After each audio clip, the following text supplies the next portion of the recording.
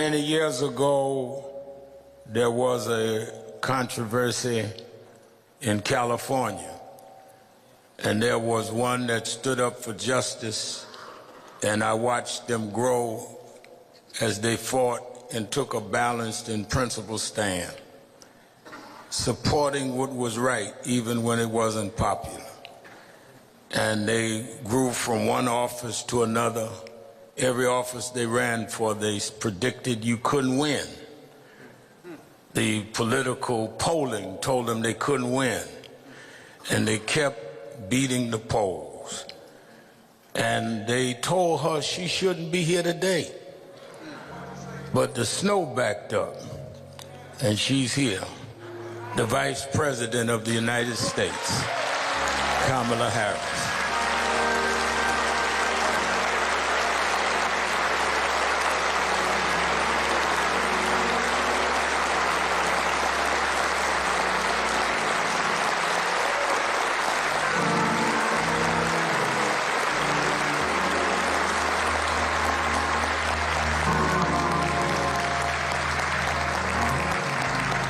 I was going to be polite about it, but since y'all stood up and clapped so long,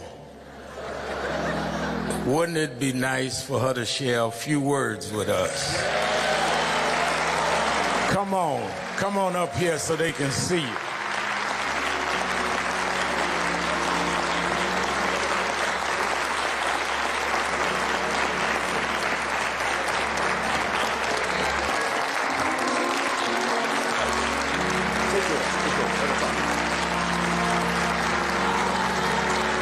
Good afternoon, church.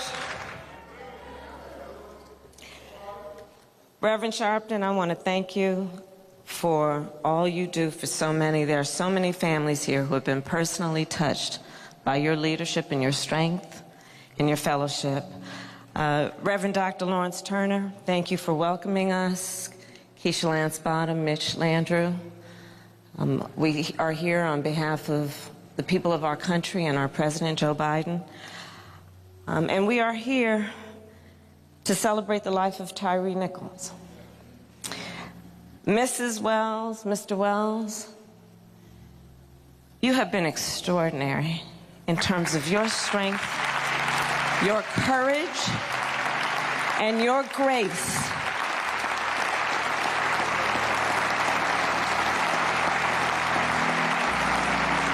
And we mourn with you. And the people of our country mourn with you. And I I'm going to be very brief. Mothers around the world, when their babies are born, pray to God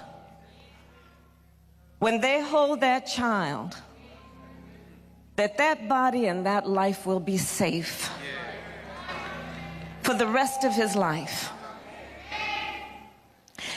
Yet we have a mother and a father who mourn the life of a young man who should be here today. They have a grandson who now does not have a father. His brothers and sister will lose the love of growing old with their baby brother. And when we look at this situation, this is a family that lost their son and their brother through an act of violence at the hands and the feet of people who had been charged with keeping them safe.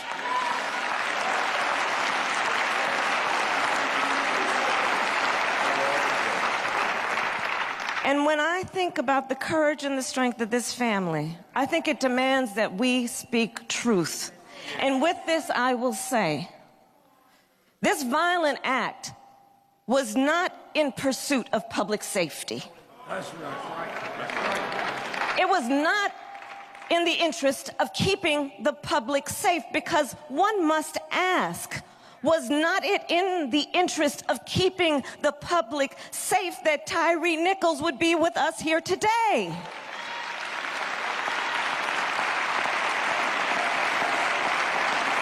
Was he not also entitled to the right to be safe So when we talk about public safety, let us understand what it means in its truest form. Tyre Nichols should have been safe. That's right. That's right. So I'll just close by saying this. I was, as a senator, as a United States Senator, a co-author of the original George Floyd Justice and Policing Act. And as Vice President of the United States, we demand that Congress pass the George Floyd Justice and Policing Act. Joe Biden will sign it.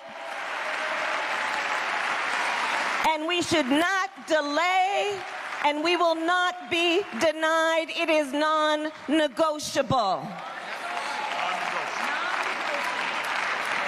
And with that, I'll just, Pastor, if you don't mind, one of my favorite verses in Scripture is Luke chapter 1, verse 79, which tells us God will help us to shine a light upon those who sit in darkness and in the shadow of death, to guide our feet in the way of peace.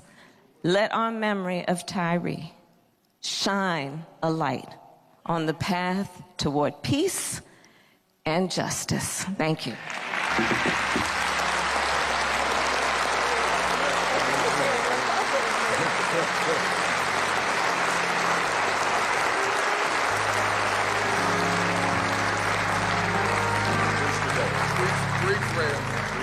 Vice President Kamala Harris.